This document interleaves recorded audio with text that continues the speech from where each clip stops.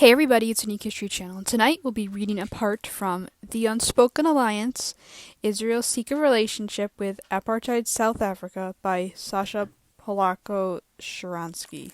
And we'll be in Chapter 1, The Reich That Wasn't, South Africa's Jews in the Shadow of Nazism. When Arthur Goldreich, an 18-year-old Jew growing up in rural South Africa, left home in 1948 to fight for Israel's independence, he did so with pride and confidence.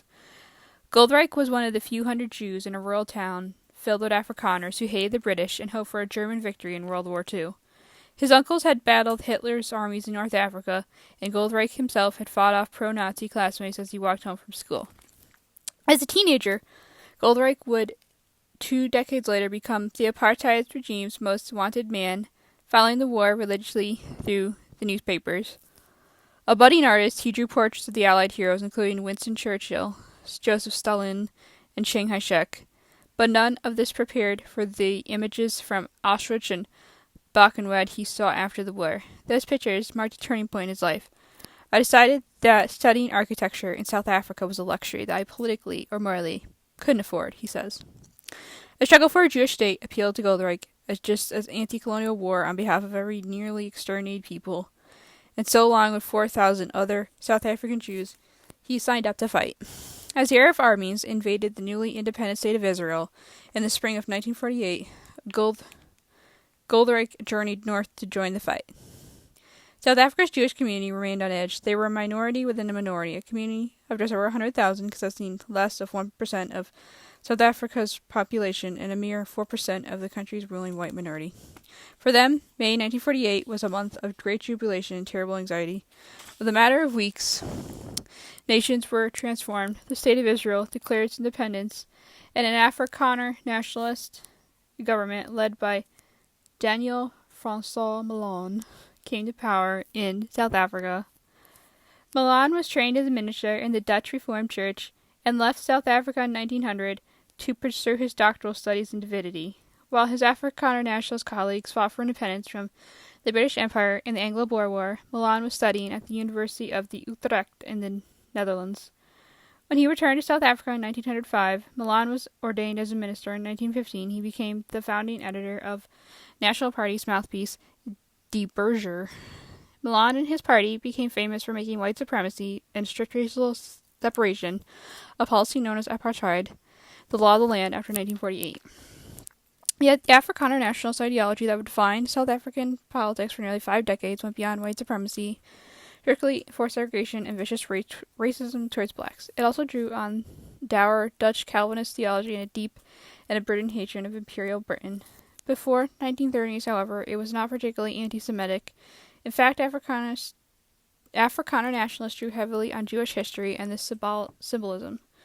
They imported the framework of the Old Testament wholesale to 20th century South Africa, branding the country a new Israel and elevating their defining national moment, the Great Trek of the 1830s, during which pioneering Afrikaners moved north into the interior of the country to seek independence from the British colonial government to the status of a biblical exodus. With a heavy dose of political mythology, the Afrikaners portray themselves as the chosen people, destined to dominate the native Canaanites, giving birth to a uniquely South African brand of Christian nationalism. Beginning in 1918, the Broderbond, a secret society comprising of much of the Afrikaner elite, spread the ideology of Christian nationalism to schools, universities, and through the press, purveying an explicitly ethnic definition of white South African identity in which the Afrikaans language and culture were the central national traits. The Broderbond became an incubator of ideas and launching pad for future NP leaders. Both a policy tank and a UB's political mafia. In the coming years, gaining prominence as a member of the Afrikaner intelligentsia or joining the NP politically would become virtually impossible without membership in the Broderbond. As more Afrikaners moved to large cities such as Johannesburg, a nationalism that had always been defined by primarily grievance against Britain began to give way to a new focus on segregation and control of the black population. In 1924, more than 2 decades before apartheid became official state policy, James Barry Hertzog, a heroic Afrikaner general from the Boer War, defeated his fellow general Jan Smuts at the polls and became prime minister. Hertzog promised to restore Afrikaners' national pride and to make them the equals of Englishmen. 10 years later, a worldwide depression took its toll on South African economy and Hertzog's popularity. The prime minister extended an olive oil branch to his rival Old Smuts. The leaders and formed a fusion government under the banner United Party in 1934.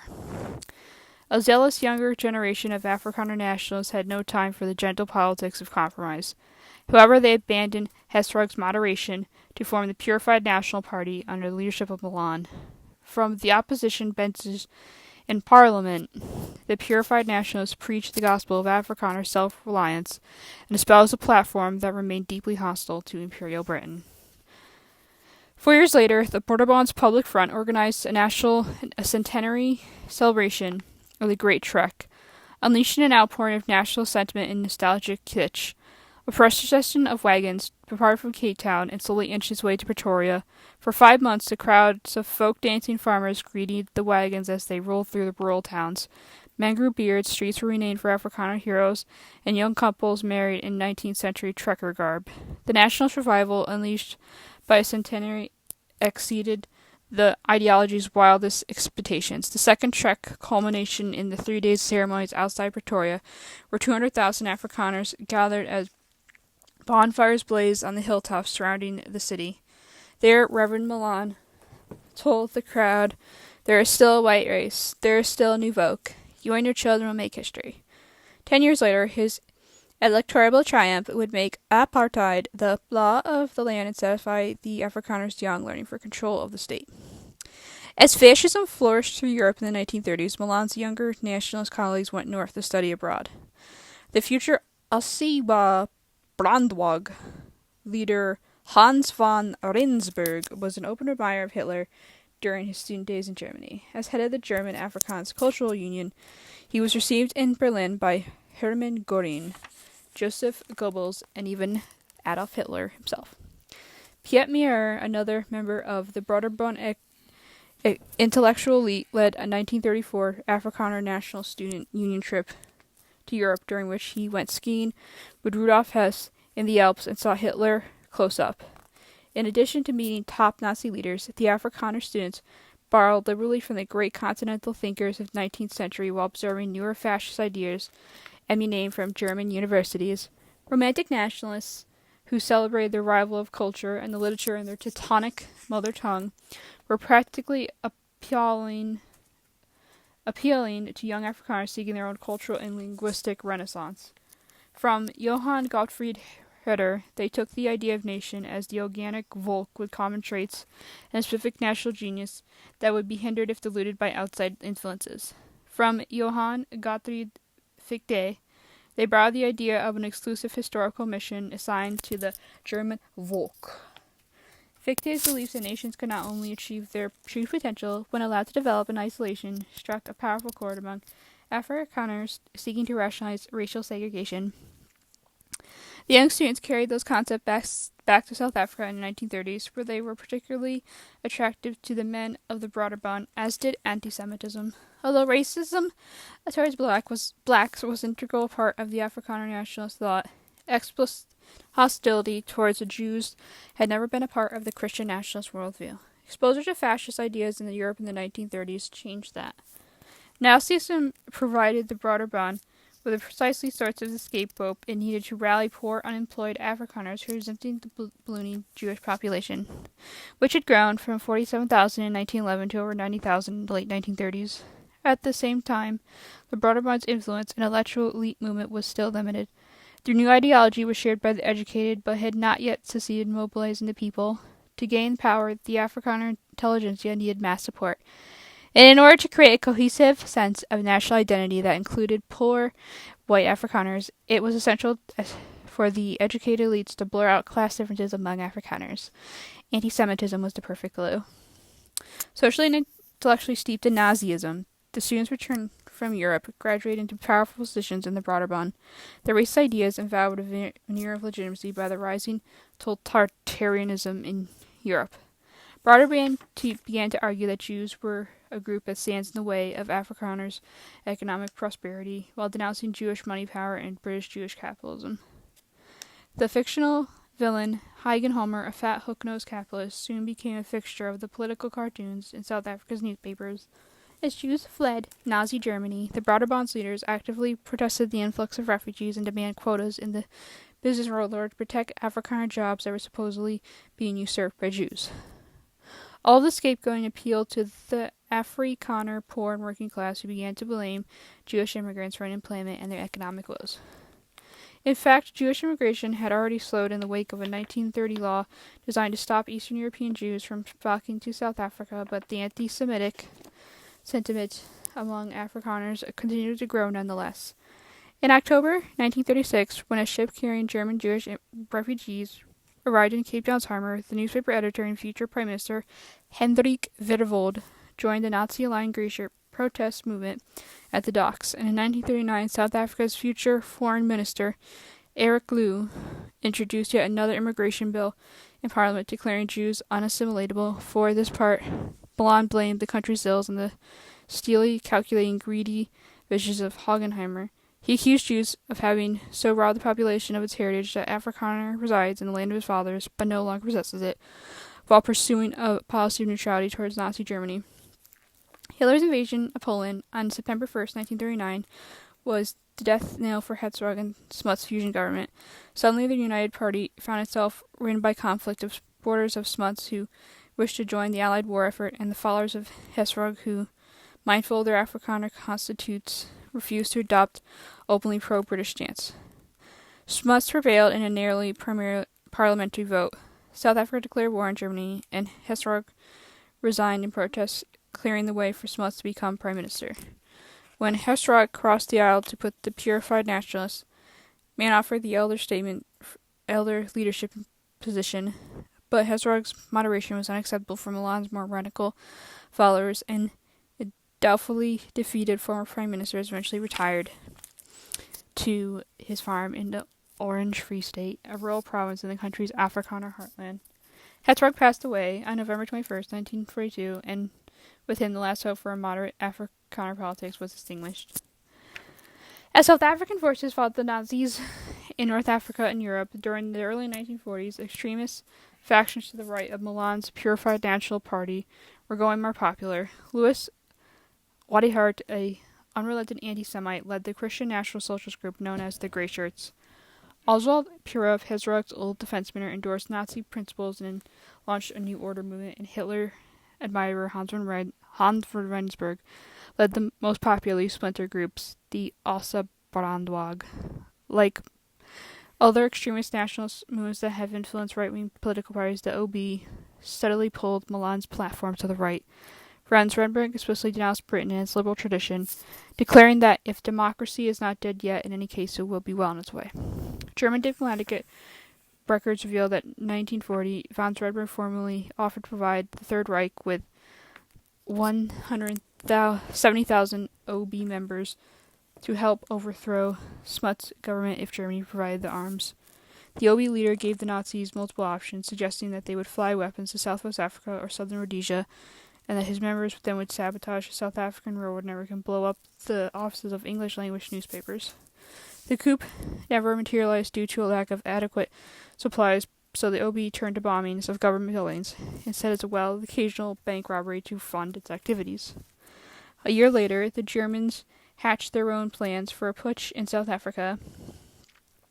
A former South African boxer and Nazi sympathizer, Robbie Liebenhart, was transported on a German yacht to a remote area off the Atlantic coast and dispatched to assassinate Prime Minister Smuts and stage a coup.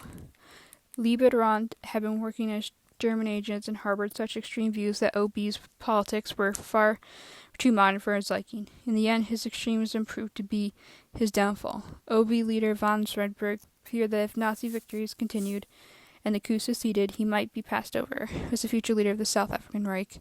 Afraid of being eclipsed by Liebenhart, von Rensburg asked leaked details of a plot to government officials who lured the boxer spy into a police trap. Still, after Liebenhart's capture, Afrikaner nationalists continued to ecstatically support the Nazi war effort. As Hitler's forces suffered setbacks in North Africa, France, and on the Eastern Front. Revelations of the Holocaust began to emerge. Malan decided to steer a more moderate course and focus on domestic politics. He distanced himself from obese Nazism and sought to bring its supporters under the exclusive control of his party. In May 1948, Malan defeated Smuts by running a superior campaign by promising to shield white areas from Oorstromen inundation by blacks, purge the government of communists, and improve the economic lot of the downtrodden Afrikaner. By depicting Smuts as a liberal darling of the international community who would end segregation and sell out white South Africans' interests, Malan prevailed and became Prime Minister. He owed his victory in no small part to a young party operative named P.W. Botha, who corralled right-wing splinter groups, including the OB, and unified them behind Malan. As the rest of the world hotly moved towards self-determination and decolonization, South Africa veered off in precisely the opposite direction, looking inward and shunning the international communities. With triumph over Smuts, Malan's dreams of the white man country were now in reach. Not surprisingly, South Africa's Jews were terrified. Given the MP's recent history of anti-Semitism, the country's Jews, especially refugees from Nazi Germany, worried that they might once again find themselves targeted by anti-Semitic government. I can recall the fear that swept across the community recalls the liberal journalist Bertrand Pogren, who was a teenager at the time. These were the guys who'd been detained during the war, Nazi lovers. Eric Lowe was known as South Africa's Goebbels. As a child refugee arriving in Cape Town from Nazi Germany in 1934, Harry Schwartz looked out from the deck of a ship as anti-Semitic crowds protested against Jewish immigration. If you read some of the stuff that somebody like Eric Lowe said in Parliament, said Schwartz, who would later become South Africa's ambassador to the United States, you can't differentiate between that and what the Nazis said in Germany. Indeed, in early 1945, 4 months before the fall of Berlin, Lowe was reassuring readers of his newspaper column that Hitler's Reich would prevail. In the early 1950s, the tone in Pretoria began to change, especially the fears of the Jewish community. Having won an upset victory by a small margin and faced with the challenge of maintaining a minority regime ruled over the 9 million disenfranchised non-white South Africans, Malan needed every white vote he can get. He was charting a new course, firmly rejecting the anti-Semitism of Lowe and the Oslo Brandwag, and broadening his vision of the MP to include all whites.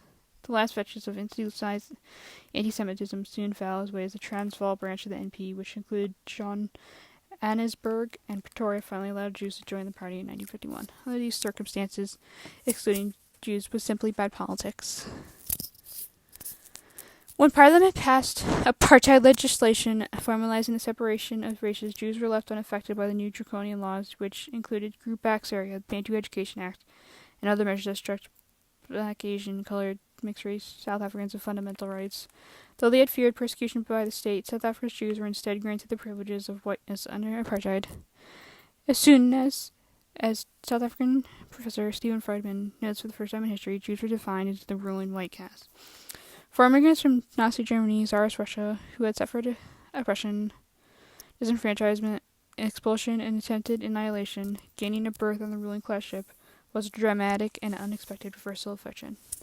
Fears among Jewish South Africans subsided after 1953 when Prime Minister Malan went to Israel. For Malan, an ordained minister, visiting the Holy Land had been a lifelong dream. Upon his return, he voiced his admiration of the Jews' ability to maintain their national identity despite centuries of adversity, and described the restoration of Jewish homeland in Palestine as a monumentous historic event. Warmer relations between Afrikaners and Jews soon follows. As Program recalls, everyone realized that they needed each other and they became friends. But even as South Africa's Jews breathed a collective sigh of relief, Israel's Zionist labor government, led by David Ben-Gurion, began to voice its opposition to apartheid policies, laws mandating residential segregation, restricting movement of black citizens, and creating separate and unequal education of students, reminded Israeli leaders of the Nuremberg laws, which had institutionalized discrimination against German Jews in the 1930s. Despite being a young state with few friends, Israel vowed to oppose them. Having defeated multiple Arab armies on the battlefield in 1948 and driven out hundreds of thousands of Palestinian refugees into exile in neighboring states, Israel was facing a new challenge. The defeated Arab governments began to immediately organize against the Jewish state, seeking to delegitimize the diplomatic arena by recruiting newly independent states to their cause and voting against Israel at every turn, and seeking to expel it or from the UN bodies. Israel need allies. Right-wing racists in Pretoria. Ben Gurion and Amira look to the emerging nations in the third world. Okay, thank you.